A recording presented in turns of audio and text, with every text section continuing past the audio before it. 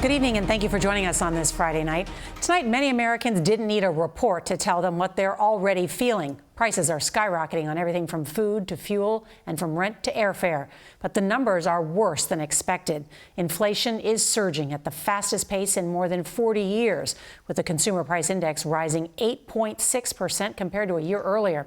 It's actually the fastest pace of inflation since December of 1981. Rampant inflation is not only imposing severe pressures on our pocketbooks, but also on President Biden.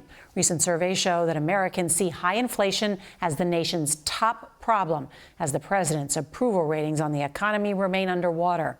Stocks fell sharply on the news, with the Dow and S&P 500 falling more than 2%. The tech-heavy NASDAQ fell more than 3%. We've got a lot of news to get to tonight, and our White House correspondent Ed O'Keefe is in Los Angeles because that's where the president is talking about this very topic. Good evening, Ed.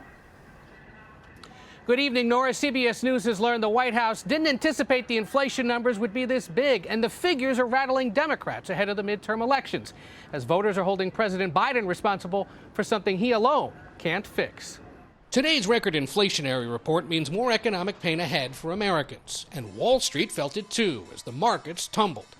Costs are up on food, rent, and used cars, and of course, gas, which is up almost 50% from a year ago. Never thought I'd see it go up that much that fast. It's skyrocketing no matter where you go. American households are now paying $460 more every month to buy the same things they did last year. I understand Americans are anxious, and they're anxious for good reason. President Biden today visited the port of Los Angeles, where the backlog of idling ships and cargo containers has eased, but had little effect on record prices. Mr. Biden said the war in Ukraine is partly to blame. I'm doing everything in my power to blunt Putin's price hike and bring down the cost of gas and food. It's cold comfort for customers and businesses alike. We are seeing increases of up to 500%. Rosa Peralta and Hector Serrano, who run Doña Estela's food truck, cut staff in half and are passing the soaring cost of ingredients onto their clientele. You're paying at least $30 more per box of avocados. Yes. Inflation's now a full-blown political crisis for the White House and Democrats heading into the midterm elections. 8 in 10 Americans say the economy's in bad shape, and consumer confidence today hit a new low. It's now up to the Federal Reserve, which is likely to boost interest rates in hopes of pushing down prices. Hector and Rosa say it can't happen fast enough. We're still in business, but we're struggling.